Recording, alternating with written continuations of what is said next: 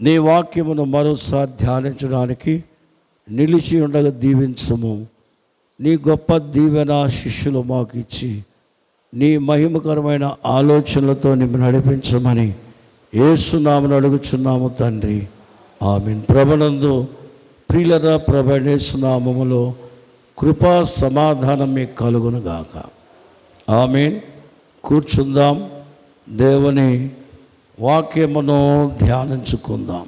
ప్రభునందు ప్రియమైన వాళ్ళారా, మరి 2వ అధ్యాయము పరమగీతం 3వ వచనం మళ్ళీ గత వారం అసంపూర్ణంగా ఈ వచనాన్ని ముగించాం.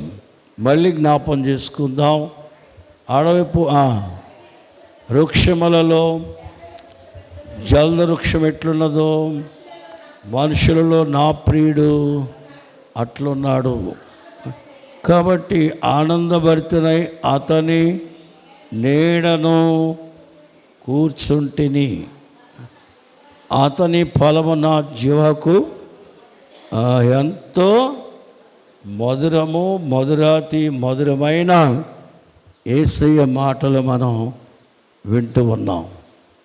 మనం 119వ కీర్తన 97వ వచనంలో దావీదు అనే పెళ్లి కుమార్తె ఎట్లా స్తుతిస్తుంది చూడండి. నీ ధర్మశాస్త్రము నాకెంతో ప్రియముగా ఉన్నది, దినమెల్లా నేను దానిని ధ్యానించుచున్నాను. దినమెల్లా కనుక ప్రభునందు ప్రియులరా, ఇక్కడ చూస్తే అరణ్యం అనే మాట వినబడుతుంది. మనకి 8వ అధ్యాయము 5వ వచనములో అరణ్య మార్గమున తన ప్రియుని మీద ఆనుకొని వచ్చుచున్న యవతి అన్నారు.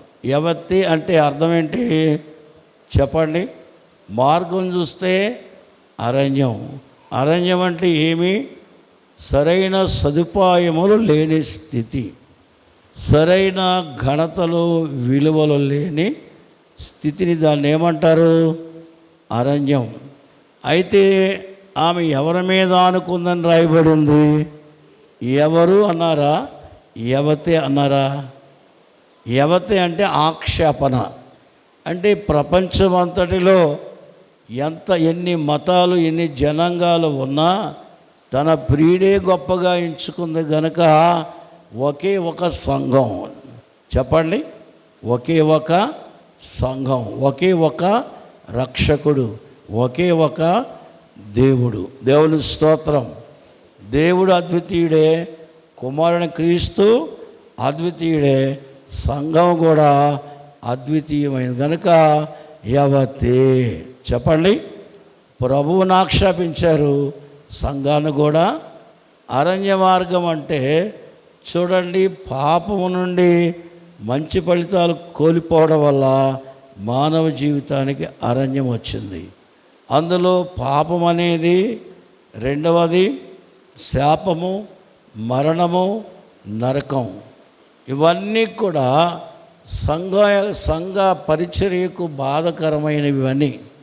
వీటన్నిటిలో నుంచి ఎవరి మీద ఆనుకొని బయటపడింది?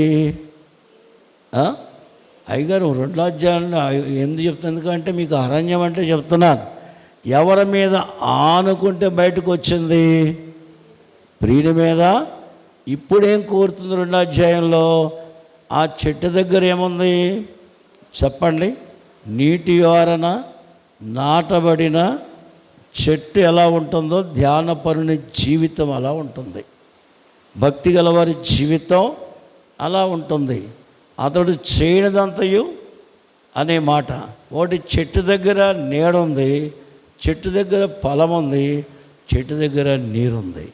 అందువల్ల సంఘం యొక్క ఆశీర్వాదకరమైన జీవితం ఇవాళ మనం గమనిస్తున్నాం. గత వారంలో మనము ఆయన మంచి బోధకుడని చూసాం. 2వది పరిశుద్ధుడు. చెప్పండి, పరిశుద్ధుడు. ప్రియులరా, చూడండి, దైవవాక్యము నుండి మనం గమనించినట్లయితే మరి సామెతల గ్రంథము ప్రసంగి గ్రంథము, పరమగీతం. ఈ 3 పుస్తకాలు బైబిల్ 66 పుస్తకాలున్న సారాంశము ఈ 3 పుస్తకాల్లో దేవుడు ఇమిడ్చినట్లుగా మనం చూస్తున్నాం. ఇమిడ్చాడు గనక సామెతల్లో ఏం చెప్తున్నాడో ఒక మాట చదువుదాం. సామెతలు 11:3 మనం చూసినట్లయితే యథార్థవంతులు యథార్థత వారికి త్రోవ చూపించును. చదువమ్మా.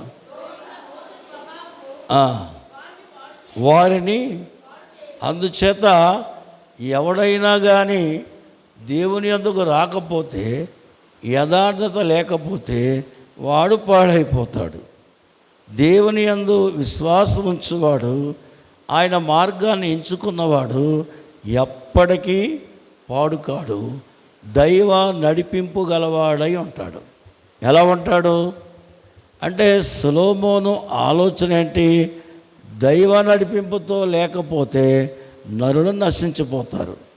అందువల్ల ఎంతటి వాడైనా గొప్పవాడని, ఎంత ఈ లోకంలో అర్హతలున్నా దైవ నడిపింపు రావాలంటే ఎవరి యొద్దకు రావాలి మనుషుడు? దేవుని యొద్దకు. అందుకే మరి ప్రసంగి గ్రంథంలో 11వ అధ్యాయంలో మనం చూస్తే 11వ అధ్యాయము 4వ చదువుకుందాం. గాలిన కనిపెట్టువాడు కోయుడు. పైన చదవండి. చెట్టు గురించి ఉంటుంది అక్కడ. చెట్టు తూర్పైనా పడవచ్చు, పొడవటైనా దాని మీద వచ్చును అనుకుంటాను.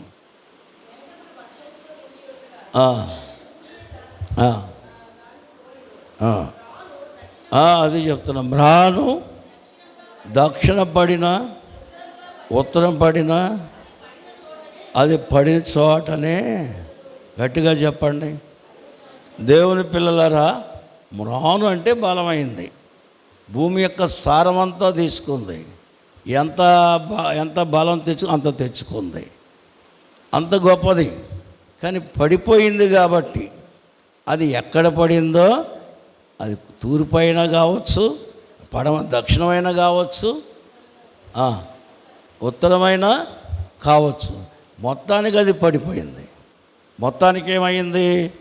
గొప్పగా భక్తులు అనబడిన వారు, ఘనత కలిగిన అనుకున్నవారు, అంతా దైవ ఆలోచన కలిగి సకల సారాంశమును పూర్తిగా అర్థం చేసుకున్న వారైనా పడిపోయిన వాడు మాత్రం అక్కడే ఉంటాడు. చెప్పండి. అక్కడే సొలొమోను తన జీవితంలో పడిపోయిన స్థితిని బట్టి ఆయన ముందుకు సాగలేని స్థితిని చెప్తున్నాడు. కాబట్టి మనం భక్తిలో నిశ్చయతగా లేకపోతే ఎలా ఉంటాం? మ్రానైనా అది బలమైందే కానీ పడిపోయింది. చెప్పండి. గత వారం మీకు చెప్పా, చచ్చిన సింహం గొప్పదా, బ్రతికిన కుక్క గొప్పదా? గట్టిగా చెప్పండి. ఇక్కడ పడిపోయిన గొప్ప మ్రాను గొప్పదా, చిన్న ఒలివ చిన్న గడ్డి మొక్క గొప్పదా? అది బ్రతికుంది. కాబట్టి నీ విశ్వాసం, నీలో ఉన్న అహము, గర్వము, బలహీనతలు ఏం చేస్తాయి? నిన్ను పడగొడతాయి. అందుకే దావీదు కీర్తనలో 75లో కొమ్ము పైకి ఎత్తకుడి, ఎత్తుగా దాన్ని ఎత్తకుడి. అంటే అర్థం ఏంటి? కొమ్ము అంటే మెడ. మనం మెడచాసి మాట్లాడతాం, తల వంచడానికి ఇష్టపడం, తగ్గుండడానికి ఇష్టపడం, ఎప్పుడు కూడా హెచ్చుగా ఉండడానికి ఇష్టపడతాం. దేవుడు అంటున్నాడు, ఏం చేయాలట? నీవు తల వంచాల, ఎత్తుగా నీ కొమ్ము గర్వించి మాట్లాడవద్దు. కాబట్టి పరమగీత గ్రంథంలో మనం ధ్యానాంశంగా తీసుకున్నప్పుడు ఆయన ఏమై ఉన్నాడంటే, 1 బోధకుడు అని చెప్పుకున్నాం, 2 గత వారం పరిశుద్ధుడని చెప్పుకున్నాం. 3వదిగా మనం చూసినట్లయితే ఆయన సృష్టికి మూలకారకుడు. ఎవరు చెప్పండి? సృష్టికి మూల కారకుడని మనం చూస్తూ ఉన్నాం. ప్రభునందు ప్రియులరా, సృష్టికర్త ఆయన ఆదికాండంలో ఏముంది? ఆదియందు దేవుడు భూమి ఆకాశములను అని రాయబడింది. ఆదియందు వాక్యం ఉండెను, వాక్యము ఆ వాక్యమే.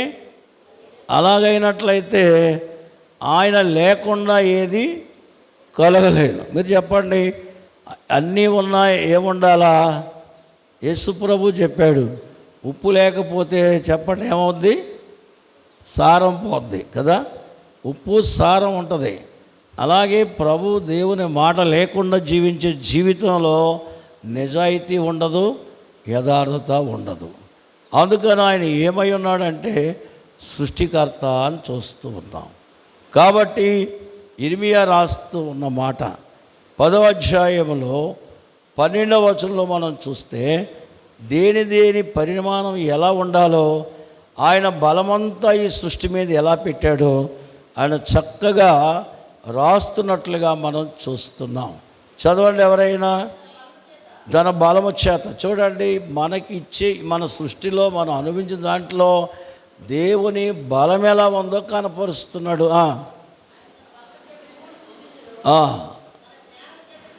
ప్రపంచమును స్థాపించెను, తన ప్రజ్ఞ చేత ఆకాశమును విశాల పరిచెను. ఆయన ఆగ్నేయగా జలరాశులు ఆకాశమండలం పుట్టెను. భూమి అంత భాగము నుండి ఆయన ఆవిరి, ఈ భూమి మీద ఉన్న ఆవిరి బయటకు రాకపోతే భూమి బద్దలైపోద్ది. అవునా? చెట్లు రాత్రి కాలం వాటి గాలిని వదిలిపెడతాయి. దానిలో ఉన్న పులుపు గాలి అది విడిచిపెట్టకపోతే ఆ చెట్టు పెరగదు. మనలో కూడా గ్యాస్ బయటికి పోలేదనుకోండి, మన పరిస్థితి ఎలా ఉంటుందో మరి మీకు నేను చెప్పక్కర్లేదు. అందుచేత చదవమ్మా. వర్షం కలుగునట్లు ఆయన మెరుపులు పుట్టించెను, తన ధనాగారములో నుండి గాలిని రావించెను. కాబట్టి ప్రియులరా, ఇక్కడ ఏమంటున్నాడు? నరులు ఎలా ఉన్నారట? 16వ వచనంలో చెప్తున్నాడు. నరులు ఏ రకంగా ఉన్నారో చెప్తున్నాడు. 16 చదవండి. స్వాస్థ్యమగువాడు కాడు, ఆయన సమస్తమును, గట్టిగా చెప్పండి అందరూ, నీ ప్రియుడు ఎలాంటి వాడు అంటే సమస్తమునకు నిర్మాణకుడు, అన్ని విధములైన సమాధాన జీవితానికి ఆయన మూలకారకుడు. ఏమై ఉన్నాడు? మూలకారకుడు. కాబట్టి ఆయన సృష్టికర్త అనే మాట చూస్తాం. అలాగే మనం చూస్తే ఇర్మియా గ్రంథంలో 14:22 వచనం కూడా చదువుకుందాం. 14:22 జనముల వ్యర్థ వర్షము కురిపింపగలవారు ఉన్నారా? ఆకాశము వాన నీయగలదా? మా దేవుడైనా నీవే కదా దాన్ని. దేవుని స్తోత్రం. మనకు కలిగి ఉన్నవన్నీ ఆయన ద్వారానే కలిగినవి. ఎవరి ద్వారా? అందుచేత ఆయన నీడనుండడం వల్ల, ఈ చెట్టును వర్ణించడంలో ఏం చూపిస్తుంది? సృష్టి అంతటిని తిప్పి చూపిస్తుంది ప్రియురాలు. మనము కూడా దైవజనులు దేవదాసయ్య గారు చెప్పారు, నేను తెల్లవారుజాము లేచి సృష్టి అంతటినీ కౌగిలించుకుంటున్నాను. సృష్టి అంతటి ఏం చేస్తాం? అంతయు మనదే గాదా యేసు నీకున్న, అంతయు మన ప్రభువే ఆర్జించి అడు సొంతమని అందుకొనుడి మీ ఆత్మకు. అంటే ఈ ప్రపంచం అంతా మందే. చెప్పండి, ప్రపంచం అంతా ఆ మతమోడు ఈ మతమోడిది కాదు. ఇదంతా యేసుదే. ఆయన అర్చించాడు కాబట్టి వాటిని మనం అందుకోవాలా, వాటిని మనం జాగ్రత్త పెట్టుకోవాలా, వాటిని జాగ్రత్తగా వాడుకోవాలా. సృష్టిలో ఉన్న వాటిని కూడా చక్కగా వాడుకోవాలి అన్నారు. సృష్టికి వ్యతిరేకమైన పాపం ఒక మామిడికాయ కాస్తుంది, అది పండకుండానే తెంపి పడేస్తే అది సృష్టికి వ్యతిరేకమైన పాపం. ఏ పాపం చెప్పండి? సృష్టికి వ్యతిరేకమైన, దేవునికి వ్యతిరేకమైన పాపం తిరుగుబాటు అని చెప్తున్నారు. అలాగే సృష్టికి వ్యతిరేకమైన పాపం ఏంటి? పండుంది తెలిసి చెప్పండి, చేతికి వచ్చేది, అది వచ్చే వరకు కనిపెట్టక దాన్ని పాడు చేస్తే దేనికి విరోధం అవుతాం మనం? తెలుసా ఈ సంగతి? అలాగైతే అంతా మంది కాబట్టి సృష్టిని కాపాడుకునే బాధ్యత మనకుంది. పలాసలో మీటింగ్ పెట్టాం, వర్షం, చావుకులందరూ నేను చెప్పా, అయ్యా వర్షాన్ని ఆపమని ఎవరు ప్రార్థించకండి. అదేంటండి సాయంత్రం చూడండి, సృష్టికర్త ఆయన పనిలో ఉన్నాడు, సృష్టి తన పనిలో ఉంది, మనము దేవుని పనిలో ఉన్నాం. ముగ్గురు చెప్పండి, దేవుడు పని చేస్తున్నాడు, సృష్టి పని చేస్తుంది, మనం కూడా ఏం చేస్తున్నాం? దేవుడు ఏం నిర్ణయిస్తే అది తీసుకోవాలి. మనం ఆపమని చెప్పడానికి దేవదాసయ్య గారి దగ్గరికి వచ్చి, అయ్యా మీటింగ్ పెడుతున్నాం, వర్షం వచ్చింది, ఆపేయమంటే అయ్యగారు అన్నారు, రాగా నేను దేవుని పనికి అడ్డు రావాలా అన్నాడంట. ఏమంటే 3 రోజులు పగలు వర్షం పడేది, సాయంత్రం మీటింగ్ జరిగింది, అందరూ సాక్ష్యం ఇచ్చారు. ఎందుకని? ఆందోళన వద్దు, నీ రక్షకుడు నీకు అందనిది ఏదుందో, అందుకోలేనిది ఏదుందో, పుచ్చుకోలేది ఏదుందో దాన్ని గ్రహింపించి నీకు సమస్తం అనుగ్రహించేవాడు ఆయన సృష్టికర్త అన్నిట్లో. అందుకే ఏమంటాడు దావీదు 146వ కీర్తనలో 5-6 వచనాల్లో ఉంటుంది చూడండి. ఎవనికి యాకోబు దేవుడు అని చెప్తాడు, ఆయన భూమి ఆకాశములు, అంతేనా? అగునో యెహోవా మీద ఆనుకొనును భూమిని. ఎందుకన్నాడు ఈ మాట? యాకోబు పేరు మోసగాడు కదా. యాకోబు ఎవరెవరిని, తల్లిని, తండ్రిని, అన్నదమ్ముడిని, మామని, భార్యలను కూడా మోసం చేశాడు, అంతే కదా. అట్లాంటి మోసగాడిని అద్భుతమైన వ్యక్తిగా సృష్టించింది ఎవరు? మాట్లాడండి ఇప్పుడు మీరు. దేవుడు యాకోబుని ఏం చేశాడు?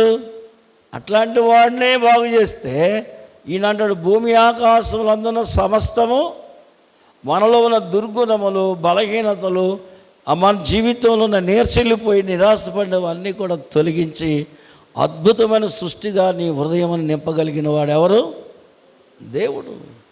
మోసగాడినే బాగు చేస్తే నువ్వు మోసగాడు కాదు కదా. దేవుని మోసం చేశామా?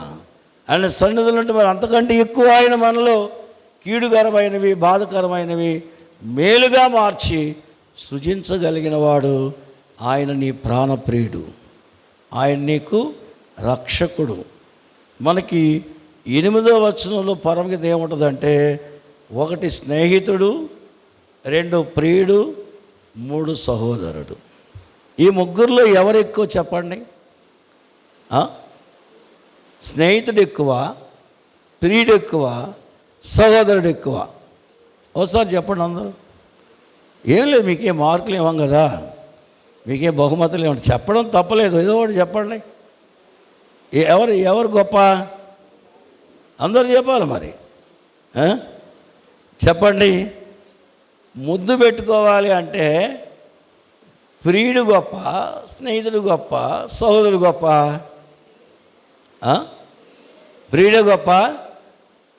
అయితే మీరు సరిగా బైబిల్ చదవట్లేదు. ఎందుకంటే స్నేహితుడి ముద్దు పెట్టుకున్న దారిలో ఎంత స్నేహితుడు అయితే మాత్రం ఏమయ్యా ఏంటది అంటారు. ప్రియుడు 10 మందిలో ముద్దు పెట్టుకుంటే ఏమయ్యా నీకే భార్య ఉందా అంటారు. అవునా?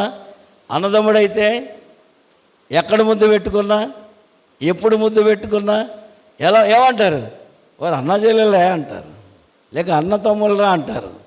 అక్కడ ఆక్షేపణ ఉందా? చెప్పాలా? అందుకని దేవాది దేవుడు మానవుని ముద్దు పెట్టుకోవడానికి ఆయన శరీరధారిగా మన కొరకు వచ్చాడు. ఆయన మన సహోదరుడు. అందుకని ఏమన్నాడు లూకాసు వార్తలో 18:8 ఆయన మనుష్య కుమారుడు. ఎవరు చెప్పండి? అంటే ఆయన ద్వారా, ఆయన కార్యాల ద్వారా దేవుని మహిమకు మనం అర్హులం కావాలా. దేవునికి స్తోత్రం. హల్లెలూయా. మనము వర్ణించలేని భాష బైబిల్ చెప్తుంది. ప్రియునికి ప్రియురాలకు ఉన్నది, సోదరునికి సోదరునికి, స్నేహితునికి స్నేహితునికి.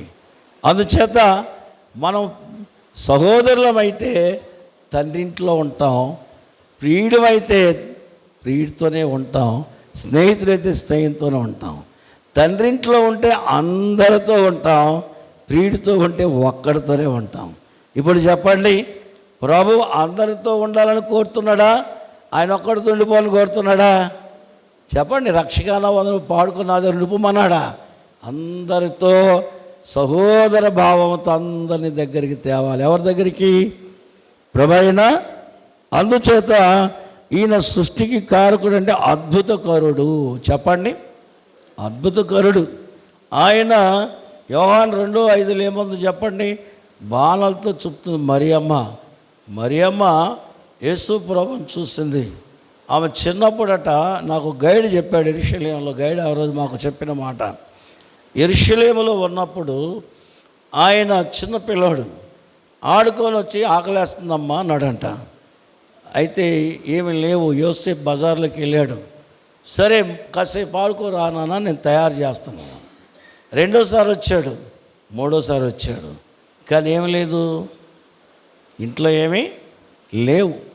అప్పుడు అన్నాడంట, అమ్మ ఒకసారి వంటగదిలోకి వెళ్ళిరా అన్నాడంట. ఆ తల్లి కుమిలిపోయిందంట. ఏంటిది, బిడ్డ ఎంత ఆకలితో ఉన్నాడా, ఎన్నో వాగ్దానాలు కలిగిన ఈ బిడ్డను పెంచలేపని ఏడ్చుకుంటూ వెళ్తే ఇంటి నిండా సరుకులు ఉన్నాయి, వంటలు ఏమున్నాయి. అందుకని ఆమె ఏం చెప్పింది, ఆయన మీతో చెప్పినది. ఎందుకంటే గాబర పెట్టలేదు, ద్రాక్షరసం కొరత ఉంది, కానీ ఇక్కడ లోటు ఉంటుంది అనేటువంటి అవిశ్వాసం ఎవరికి లేదు, మరియమ్మకి. అందుకని ఇక్కడ మనం చూస్తే నీరు ద్రాక్షారసంగా మారింది. దేవుని పిల్లలరా, పోసింది నీళ్ళే, తిరిగి తీసుకెళ్ళి వంపింది కూడా నీళ్ళే, నింపింది నీరే, వంపింది నీరే.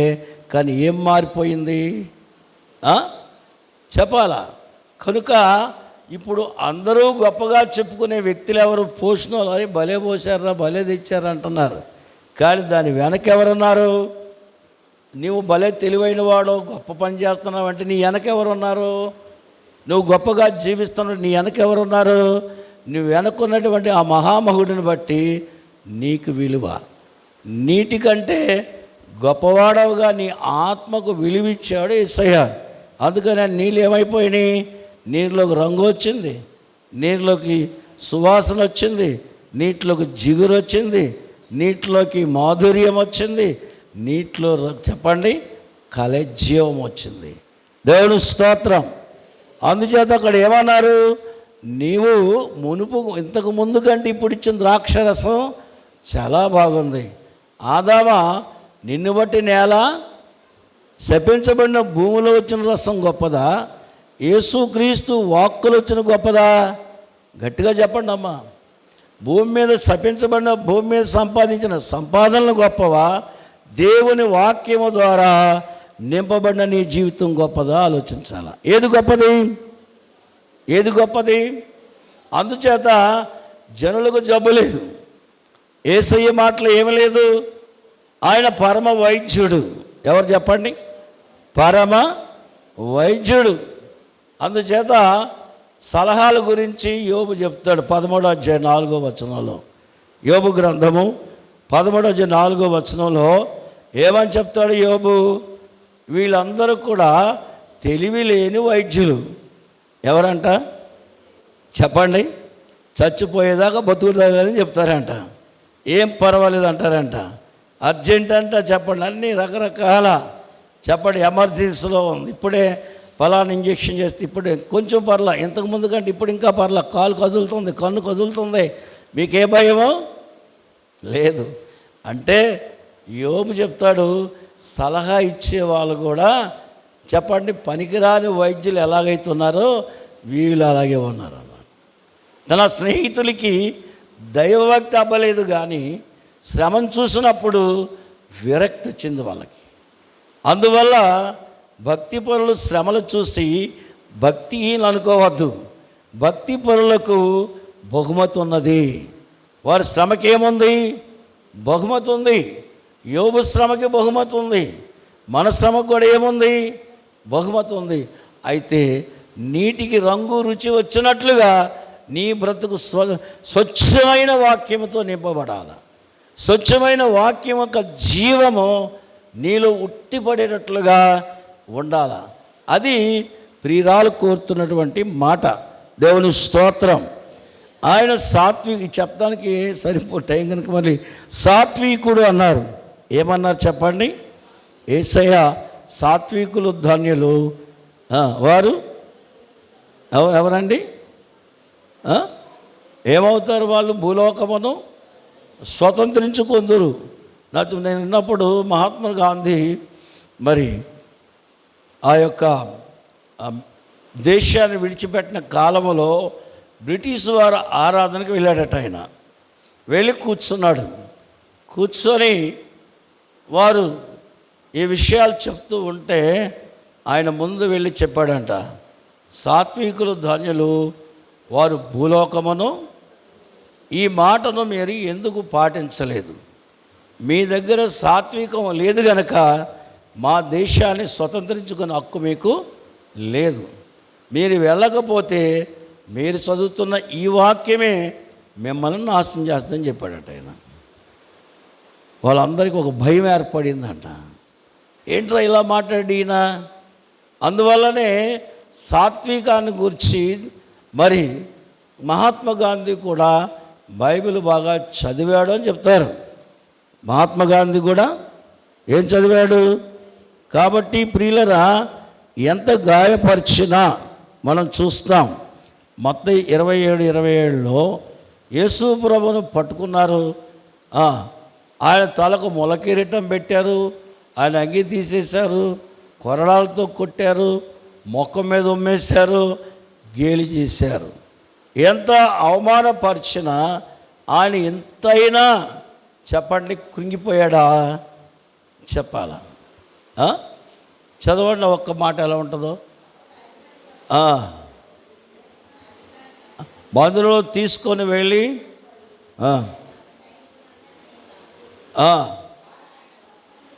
తీసివేసి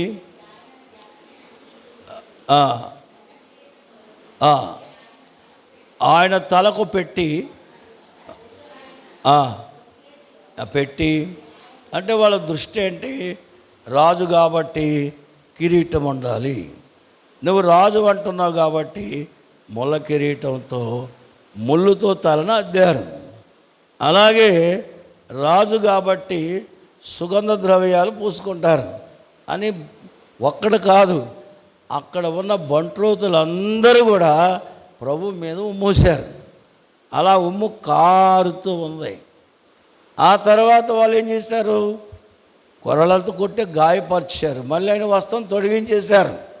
అంత అవమానపరిచిన కొట్టగలిగిన వాడు కొట్టలేదు, చెప్పండి, చంపగలిగిన వాడు చంపలేదు.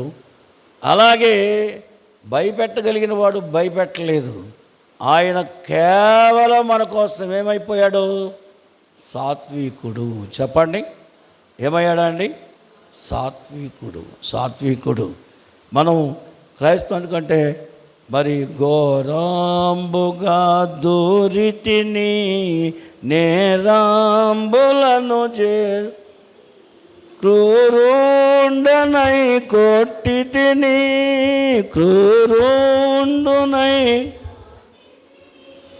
ఘోరంపు పాపిని దేవా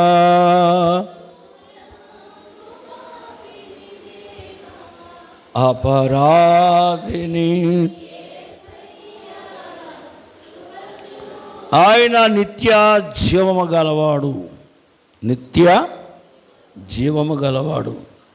ప్రభునందు ప్రియులరా, ఆయన మరి యోహాను సువార్తలు మనం చదివితే 8వ అధ్యాయం 58వ వచనంలో నా దినములు చూడవలనని మీ తండ్రి అయిన అబ్రహాము కోరుకున్నాడు. ఈ భూమి మీద తండ్రి, కుమార, పరిశుద్ధాత్మ త్రిత్వ దేవుడు ముగ్గురు దూతలుగా అబ్రహాం దగ్గరికి వచ్చినప్పుడు అబ్రహాం ఇంటిలో, ఆయన ఇంటి బయట ఉన్నాడు, ఎండవేళ అని రాయబడింది. ఇంటిలో ఎండ వంటి శ్రమ ఉంది, ఇంట్లో నిలవలేని శ్రమ ఉంది. అప్పటికి 25 ఏండ్లు పూర్తయిపోయిన వాగ్దానం. ఇంతకాలం చెప్తున్న నీ మాట నీకు నమ్మనంటుంది ఆవిడ. అందువల్ల అటు దేవునికి చెప్పుకోలేక, నరులకు చెప్పుకోలేక, తన భార్యకు చెప్పుకోలేక నలిగి ఉన్న కాలంలో కన్నులెత్తగా యెహోవా కనబడెను. ముగ్గురు దూతలు ఎక్కడికి వచ్చారు? అబ్రహాం ఇంటికి వచ్చారు. అందువల్ల అబ్రహాం ఇంటికి ఏమొచ్చింది? అబ్రహాముకి ఉత్సాహం వచ్చింది. దేవుని స్తోత్రం. అందుకని యేసయ్య చెప్తాడు 19వ అధ్యాయము లూకా సువార్తలో 7-8 వచనాలు చెప్తాడు, ఇతడును అబ్రహాము కుమారుడు. ఈ ఇంటికి ఏమొచ్చింది? అబ్రహాం అనే మాట ఎత్తినప్పుడు రక్షించబడిన కుటుంబం అని చెప్పాల. అబ్రహాము శ్రమ, శోధన, ఎండలో నుంచి కాపాడి ఆయనకి సంతానం ఇచ్చాడు. కాబట్టి అబ్రహాం మనసులో బాధ ఏముందంటే, దేవా నీవు కానీ భూమి మీద సంచరిస్తే ఏ మనుషునికి గాయం ఉండదు, ఏ మనిషినికి బాధ ఉండదు, కనుక నీ ఒక్కసారి ఈ భూమి మీద అడుగు పెడితే బాగుండు కదా అనుకున్నాడండి. ఎవరు మాట్లాడలేదు. ఆ విషయాన్ని ఎవరు చెప్తున్నారు ఇక్కడ? అబ్రహాముని గురించి చెప్తున్నారు, కానీ అబ్రహాం అంతస్తు వారి దగ్గర లేదు. అబ్రహాం గురించి చెప్తున్నారు, కానీ అబ్రహాం వంటి జీవితం వారికి. ఇవాళ ఎంతోమంది యేసుక్రీస్తుని గురించి బోధిస్తున్నారు, కానీ ఆయనకి తగిన అంతస్తు కనబడినట్లయితే ఈ లోకం గలిబిలిగా ఉండదు. గలిబిలి చేస్తుంది ఎవరు అంటే మనమే. అయిందో వాళ్ళు తెలియదు, వాళ్ళు పాపంలో ఉన్నారు, దాన్ని మొయ్యలేకపోతున్నారు కనుక తిట్టడము, తిరగబడడం, మీద పడడం, అవసరమైతే సావడం. కానీ పాపం దాని ఫలితాలను వదిలి విశ్రాంతిని పొంది నెమ్మది పొందినటువంటి మనము, మరి పేతురు చెప్పినట్లుగా 3వ అధ్యాయం 15వ వచనంలో నిర్మలమైన మనస్సాక్షి గలవారు. ఎలాగండి? మిమ్మల్ని హేతు అడిగిన వారికి. అసలు మీరు ఎందుకు హేతు చెప్తున్నారు, ఎందుకు బోధిస్తున్నారు అంటే వారికి ఏం చెప్పాలి? మనం వారికి అర్థమైనట్లు సాత్వికమతో చెప్పాల. దేవుని స్తోత్రం. మేము సువార్తకి వెళ్ళే రోజుల్లో ఒక ఊరు వెళ్ళాం. ఆ ఊరిలో ఆ ప్రెసిడెంట్ గారు అన్నారు, యేసు ప్రభువు తప్ప వేరొక దేవుడు లేరు అంటున్నారు. ఒకే దేవుడు అంటే మా దేవుళ్ళు కాదంటున్నారు. ఆయన దేవుడు ఎలాగయ్యాడో చెప్తే తప్ప మీరు ఈ ఊరిలో సువార్త చెప్పొద్దు అన్నారు. సేవకులు ఉన్నారు. అప్పుడు మేము చిన్న విశ్వాసంలో నిలబడ్డాం. ఎవరు ఏం చెప్పాలో మా పాస్టర్ గారు కూడా అలా చూస్తున్నాడు. ఇందులో ఒక చాలా పేదరాలు ముసలమ్మ, ఒక వయసుకి ఆమె వచ్చి, బాబు మీరు ఊరి ప్రెసిడెంట్ కాదంట కదా అన్నారు. ఎవరన్నారు? నేనే ప్రెసిడెంట్ అన్నారు. అందుకే ఆయన దేవుడు కనుక నేనే దేవుడు అని చెప్పుకున్నాడు. నీ ఊరికి ఏమై ఉన్నావు? ప్రెసిడెంట్. ఆయన ఎవరు? దేవుడు. దేవుడు అని చెప్పుకున్నాడు. ప్రెసిడెంట్ నీకు సిగ్గులేనప్పుడు దేవుడు అని చెప్పుకున్నాడు, ఆయన సిగ్గేటండి అని అందావిడే. అది తెలుసు, అది చేయమన్నాడు ఆయన. అంటే మనం ఆమె ఎలా చెప్పింది, గతిరేసి నీ దేవుడు అలా చెప్పలేదు కదా, ఆయనకు అర్థమైనట్టు చెప్పగలిగింది. అలాగ మనము సువార్త అందించవలసి ఉన్నాం. కనుక దేవుని పిల్లలు గమనించండి, యేసు ప్రభు చెప్తున్నాడు, అబ్రహాం మనసులో ఉన్న కోరిక, మనుషులందరూ నెమ్మది పొందాలని కోరుకున్నాడు ఆయన. ఆయన యొక్క మనసు ఎలా ఉందో ఆ మనసు వీరి దగ్గర లేదు గనక ఆయన ఆవేదన చెందుతున్నాడు. పండిత పుత్ర సొంట అంటారు కదా లోకంలో. అంత గొప్ప ధర్మశాస్త్ర ఉపదేశకులు యేసయ్యను పోల్చలేకపోయారు. ఆయనను మరి ఆయన యొక్క నడవడిని గుర్తించలేకపోయారు. అది గొప్ప చింత ఆయనకి. ఏం చేస్తాం, ఆయన కోరుకున్నాడు, వచ్చాను, కానీ మీరు మాత్రం నన్నేమి అన్నట్టుగా ప్రభు మనసులో బాధపడ్డాడు. ఇక చూస్తే నీడ ఏంటండి అమ్మ చెప్పాలా, నిత్య జీవము గలవడం చూసాం. నీడ, ఎవరి నీడ? వాక్యం చదువుదాం. యెషయా గ్రంథము 51:16 దేవుడు చెప్తున్నాడు, నా ధర్మశాస్త్రము నువ్వు నేర్చుకోవాలా, నీ నోట నిండా నా మాట ఉండాలా. ఏముండాలా? భూమి వేయినట్లును నా జనము నీవే అని సియోనుతో చెప్పినట్లుగా నీ నోట నా మాటలు ఉంచి నా చేతి ఎవరి నోట ఉండాలన్నమాట? చెప్పండి. దేవునికి మహిమ కలుగును గాక. అంటే దేవుని చేతి నీడలోకి నువ్వు, ఆయన అంటున్నాడు ఏమని, నా మాట స్వచ్ఛంగా ఈ సృష్టిని ఎలా కలుగు చేశాను, పరిస్థితులు ఎలాగ మారినాయి, ఇవాళ నీ జీవితము అంధకారం నుంచి వెలుగులోకి ఎలా వచ్చింది, అది నీవు గుర్తించినప్పుడు నా మాటలు నీ నోట ఉంటే నేనే నీకు నీడగా ఉంటా. చెప్పండి, నేనే నీకు. అంటే ఇవాళ మన శ్రమలు కష్టం ఎందుకు చెదిరిపోతున్నామో, ఆయన మాటలు అంటే సృష్టిని కలుగు చేసిన ఆ గొప్పతనాన్ని మనం చెప్పాలి. రెండవది, ఆ గొప్పతనంలో ఉన్న శక్తి మనం పొందాలి. దేవుని స్తోత్రం. ఏది పనికిరాదని దేవదాస్ అయ్యగారు అన్నారు. మరి ఆనోకును చెప్తున్నప్పుడు అయ్యగారు అన్నారు, ఆనోకి భార్య ఉంది, పిల్లలు ఉన్నారు. అయితే ఆనోకు ఏదో ఒక రోజు వెళ్ళిపోతాడని ఆనోకి అర్థమైంది. కానీ ఇంటి పని మానలేదు, కుటుంబ పని మానలేదు, పశువులు ఏ పని చేయాలి ఆ పని అన్నీ చేస్తూ ఉండగా దేవుడు పిలవగా వెళ్ళిపోయాడు. రాకడ విశ్వాసి, పెళ్లి కుమార్తె, మనము ఏ పని మానకూడదంటే స్వార్థ మానకూడదు, సాక్ష్యం ఇవ్వడం మానకూడదు, దేవుని ఏర్పాటును బట్టి నీకు ఇచ్చినటువంటి సొమ్ము ఉపయోగించడం మానకూడదు. ఇవన్నీ చేస్తూ నీ కుటుంబాన్ని ఫలింప చేసుకోవడానికి తగిన ఫలితములు. అందుకని కొంతమంది, నేను పెళ్ళికి ఒక అమ్మాయిని చూడడానికి వెళ్తే అమ్మాయి అంది, ఆవిడ అంది, సమాధులు పెట్టిలో పెట్టి శరీరం ఎట్టుంటే ఏమైందిలే అంది ఆవిడ. అంటే ఆ అమ్మాయి నల్లగుంటుందేమో మాకు తెలీదు. సంబంధంకి వెళ్ళాం, ఇక లోనికి వెళ్ళా. ఆ సీనియారిటీ చూపించింది. ఏమని? సమాధి పెట్టిలో పెట్టే తోలు ఎట్టుంటే. నేనన్నా మరి సమాధి పెట్టిలో పెట్టిన తోలుకి పెళ్ళి ఎందుకన్నా? అవునా? చాలామంది యేసయ్య వస్తున్న పెళ్ళి అన్నీ చేస్తూ ఉండాలి. అన్నీ చేస్తూ ఉంటే చేసే ఉత్సాహములో అన్ని వీలులను గ్రహించినప్పుడు రెండవ రాకడ యొక్క మహిమ నీకు బయలుపడుతుంది. అందుకని మానివేస్తే సోమర్తనం అవుద్ది, వదులుకుంటే మూర్ఖత్వం అవుద్ది. రాకడ విశ్వాసి ఎప్పుడు పనిచేస్తూ ఉండాలి. దేవుని స్తోత్రం. మన సంఘంలో కూడా చాలామంది అయ్యగారు ఎప్పుడు ఏదో ఒకటి చెప్తూ ఉంటారు, ఎప్పుడు పనికి వచ్చిన పని చేయాలి, కానీ ఖాళీగా ఉంటే మరి నేను పనివాడిని ఎలా అవుతానండి? విశ్వాసిగా నీవు రక్షించబడిన తరువాత ఆయన పరిచర్యలు నువ్వు దీవించబడకుండా ఏ పని లేకుండా అలా ఉండిపోతున్న విశ్వాసం ఎలా అవుతావు? దేవుడిచ్చిన ఫలితాలన్నీ కూడా మనం అనుభవించాలి. దేవుని స్తోత్రం. అందుకని ఆయన నీడ, ఎవరి నీడ చెప్పండి? దశలోని పత్రికలో 2వ అధ్యాయము 17వ వచనం. చెప్పండి, సద్వాక్యము, జీవంగల జీవితం చెప్పండి.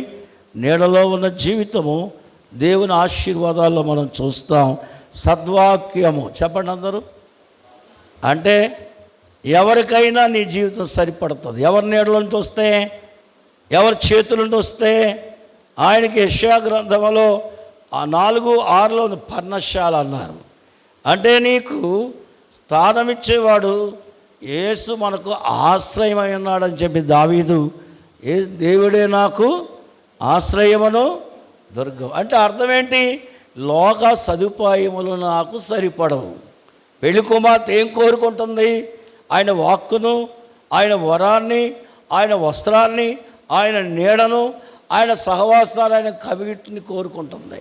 కనుక ఇప్పుడు ఉన్న లోకంలో ఏవి కూడా పెళ్లి కుమార్తెని ఆదరించడానికి, ఒప్పించడానికి సరిపడవు. ఆమెకు సాటైన వాడు ప్రభువే. అందువల్ల అతని ఎప్పుడు చేరదీసినా పర్వాలేదు, కష్టం వచ్చినా పర్వాలా, నష్టం వచ్చినా పర్వాలా, బాధలు వచ్చినా పర్వాలా, నేను సద్వాక్యముతో ఆయన కొరకు జీవిస్తున్నాను. చెప్పండి, సద్వాక్యముతో జీవిస్తున్నాను. చూడండి, ఆనందభరితనై, ఒకసారి చెప్పండి అందరూ. ఎలా ఉండాలట?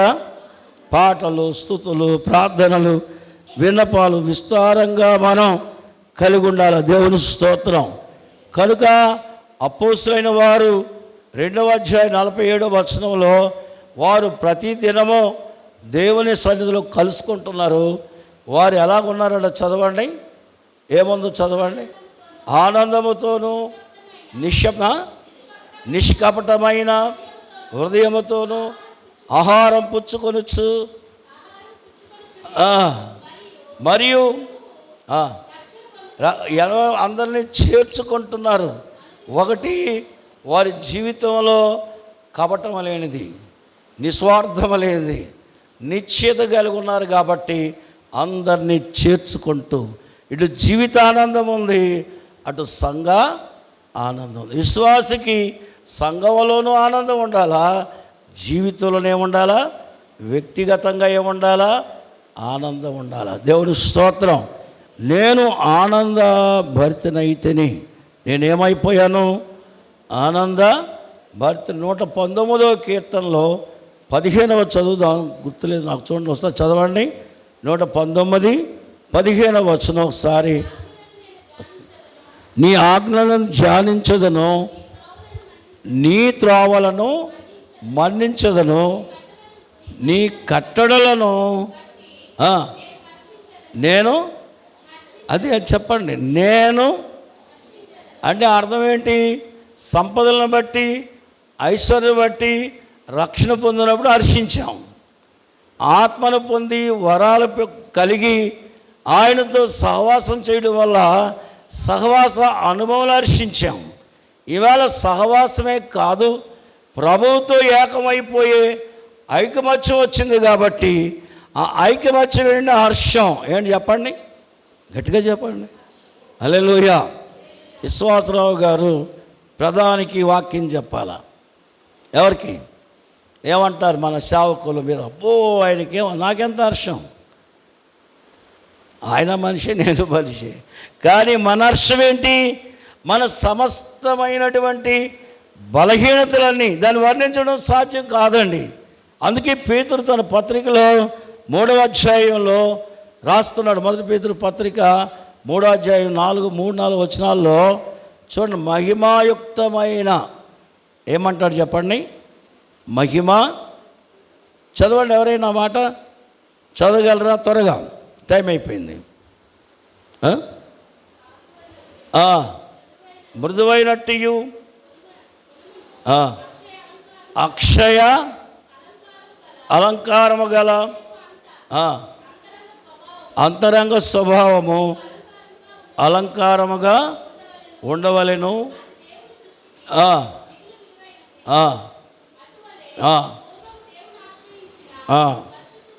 కాదు, ఇంకా పైన 2వ చదవండి. 2 చదివారా అమ్మా? ఒకసారి చూడండి. పరిశుద్ధుని చేసి మొదటి నుండి చదవండి. మొదటి నుండి